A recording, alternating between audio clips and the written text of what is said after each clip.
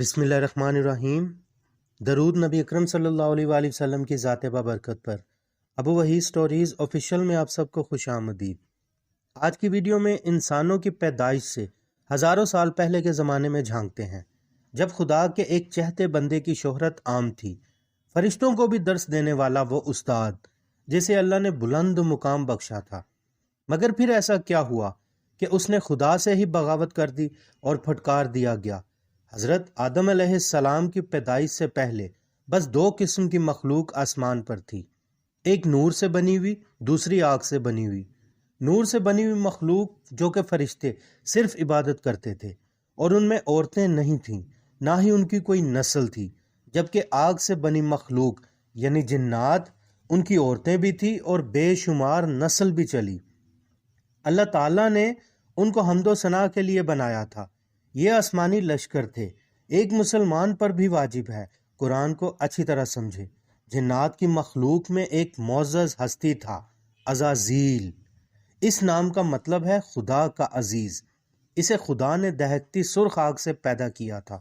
حضرت آدم علیہ السلام کی پیدائش سے لگ بھگ 1444 سال پہلے سموم جن کی پیدائش ہوئی۔ یہ سب جنات کا بابا آدم تھا۔ سمود کو زمین پر بھیج دیا گیا، جہاں 300 سال بعد اسے اپنی طرح کی ایک جنی مخالف ملی، جس سے اس نے شادی کر لی۔ وقت گزرنے کے ساتھ ساتھ ان کی بہت اولادیں ہوئیں۔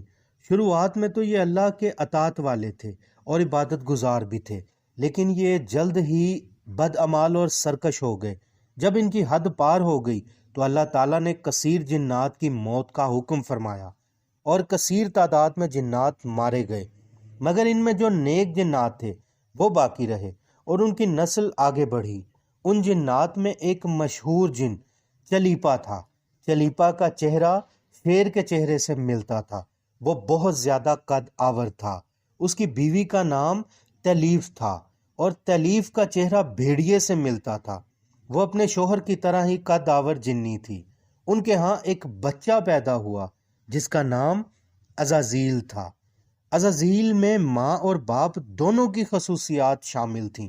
وہ انتہائی مکار اور سفاک اور طاقتور اور دراز قد تھا۔ وہ الگ طرح کا ایک جن تھا۔ روایت میں ہے جنات کو زمین پر بسایا گیا، اور یہ حضرت آدم علیہ السلام سے 50,000 سال قبل کی بات ہے۔ مگر پھر جب زمین جنات کے فتنے سے لرز اٹھی اور ان کی سرکشی بڑھ گئی تو اللہ تعالیٰ نے فرشتوں کی فوج کو حکم دیا، ان سرکشوں کو سزا دو۔ لہٰذا کائنات میں پہلی خون ریز جنگ ہوئی اور گھمسان کا رن پڑا، مگر فرشتوں کا وار ایسا ہوتا کہ جن غش کھا کر گرتے اور پھر مر جاتے۔ اس جنگ میں عزازیل کے جنات ماں باپ بھی مارے گئے۔ باقی بچے سرکش جنات کو قیدی بنا لیا گیا، جن میں عزازیل بھی تھا۔ فرشتے جب عزازیل کو بارگاہ الہی میں لائے تو اللہ نے حکم دیا، عزازیل کی بہترین تربیت کرو۔ چنانچہ عزازیل کی تربیت فرشتوں نے کرنی شروع کی۔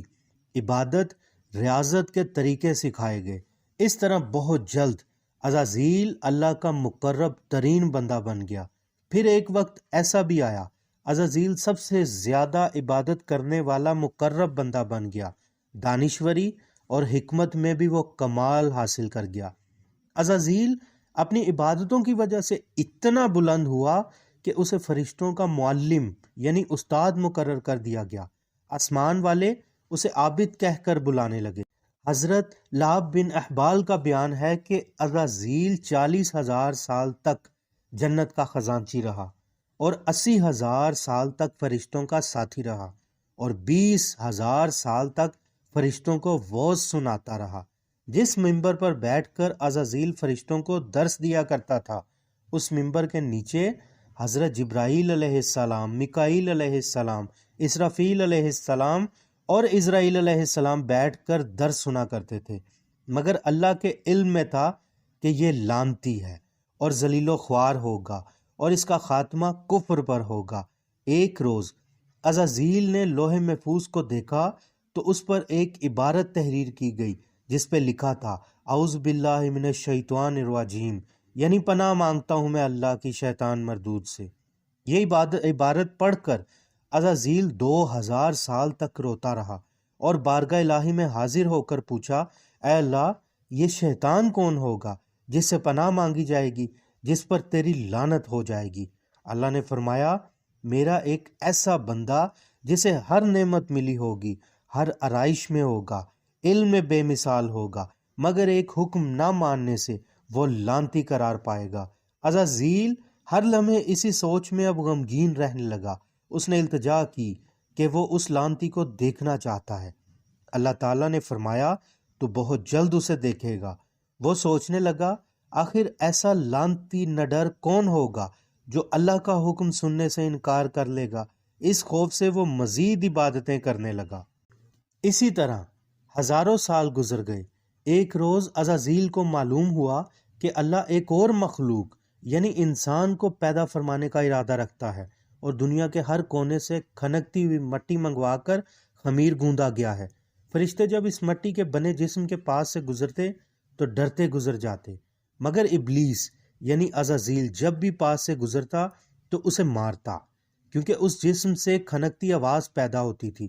اور پھر وہ دن آ گیا جب اللہ نے حکم فرمایا، میں زمین پر اپنا نائب بنانے والا ہوں جسے مقرر کروں گا، وہ میرا حکم زمین پر نافذ کروائے گا۔ فرشتوں نے عرض کی، آپ پاک ہیں، یہ زمین پر فسنا فساد کریں گے، جبکہ ہم دن رات آپ کی تسبیح اور پاکی بیان کرتے ہیں۔ پھر اللہ نے آدم علیہ السلام کو سب چیزوں کے نام سکھائے اور فرشتوں کو سامنے کھڑا کر کے فرمایا، تم ان سب چیزوں کے نام بتاؤ۔ انہوں نے کہا، آپ پاک ہیں، ہمیں بس اتنا علم ہے جتنا آپ نے سکھایا ہے۔ اللہ نے حضرت آدم علیہ السلام سے کہا، نام بتاؤ۔ آدم علیہ السلام نے سب چیزوں کے نام بتا دیے۔ اللہ نے فرمایا، کیا میں تمہیں نہیں کہا تھا کہ میں ہر ڈھکی چھپی چیز کو جانتا ہوں، ہر راز کو جانتا ہوں؟